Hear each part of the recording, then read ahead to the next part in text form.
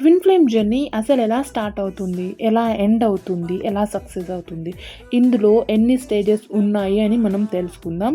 So first stage వచ్చేసి meeting stage. దీన్నే సమాగమ దశ అంటారు.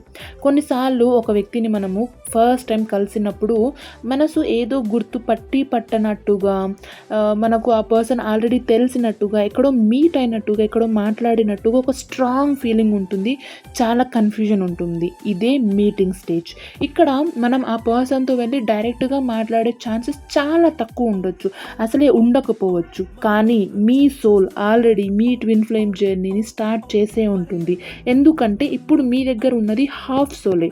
ఇంకొక హాఫ్ సోల్ని అది కలిసినప్పుడు, చూసినప్పుడు డెఫినెట్గా జర్నీ స్టార్ట్ చేసే ఉంటుంది. ఇక్కడ నుంచి ఎప్పుడైతే మీకు ఇలాంటి ఒక స్ట్రేంజ్ ఫీలింగ్ కలిగినప్పటి నుంచి మీరు అబ్జర్వ్ చేసినా చేయకపోయినా మీ లైఫ్లో చిన్న చిన్నగా మార్పులు మొదలవుతాయి. దీన్నే స్టార్టింగ్ స్టేజ్, మీటింగ్ స్టేజ్ అని అంటారు ట్విన్ ఫ్లేమ్ జర్నీలో.